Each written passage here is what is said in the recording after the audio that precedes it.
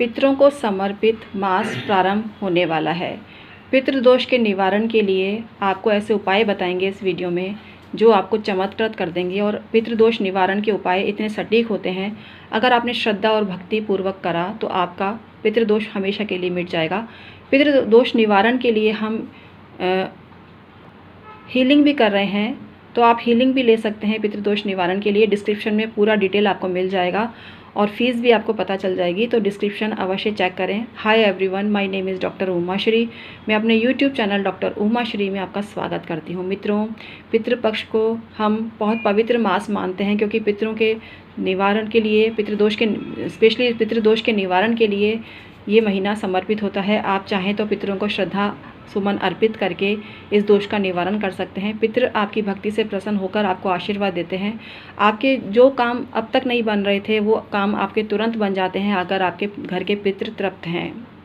पितरों को कुछ चीज़ विशेष प्रिय होती है, विशेष खाद्य सामग्री आप उनको भोज्य सामग्री के रूप में अर्पित करते हैं तो आपको फ़ायदा होता है। इसमें प्रमुख है खीर।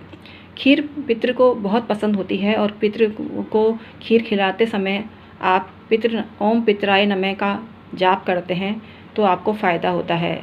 इसके अलावा श्राद्ध पक्ष में, पितृपक्ष में लौकी की सब्ज़ी, कद्दू की सब्ज़ी और तोरई की सब्ज़ी भी बहुत श्रेष्ठ होती है। विशेष रूप से तोरई की सब्ज़ी बनानी चाहिए। तोरई की सब्ज़ी बनाने से पितृ तृप्त होते हैं और आपको आशीर्वाद देते हैं। इसके अलावा दही अवश्य ही पितृ में, श्राद्ध पक्ष में अर्पित करना चाहिए पितरों को, और दोने में रख के अर्पित करना चाहिए तो आपको फ़ायदा होता है।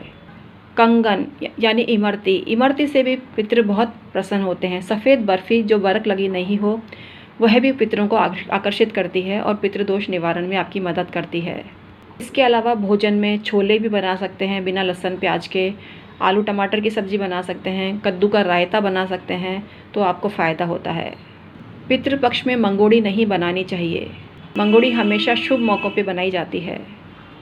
श्राद्ध पक्ष में राजमा भी नहीं बनाएं। आलू छोले की सब्ज़ी आप बना सकते हैं।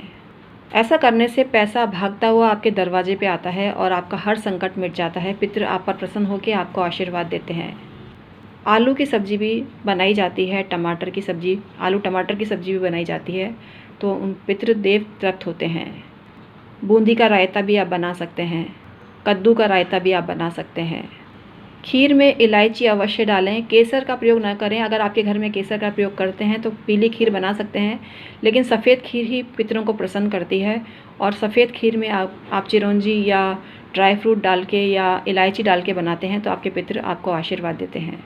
गीता जी का अध्याय भी आप पितरों को अर्पित करें तो आपको फ़ायदा होता है। पितृदोष का निवारण होता है, पितृ तृप्त होते हैं। भूखे व्यक्तियों को खाना खिलाएं, उनको दान दक्षिणा देवें, इससे पितृ प्रसन्न होकर आपको आशीर्वाद देते हैं। खाट का दान भी श्रेष्ठ माना गया है। चप्पलों का दान भी इस अवधि में करना चाहिए। चप्पलों का दान भी श्रेष्ठ माना गया है। अगर आप सामर्थ्यवान हैं तो गोदान भी आप कर सकते हैं। इस अवधि में गाय की सेवा तो हमेशा करनी चाहिए, लेकिन इस अवधि में विशेष रूप से गाय माता का आशीर्वाद आपको लेना चाहिए। अगर ब्राह्मणी घर पे आके भोजन करने में असमर्थ हैं तो आप मंदिर में भिजवाएं थाली।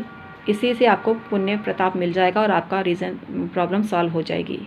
सुहागन औरत का खाना सुहागन को ही खिलाया जाता है। पितरों की जो पुरुष है उनका खाना पुरुष को ही खिलाना चाहिए।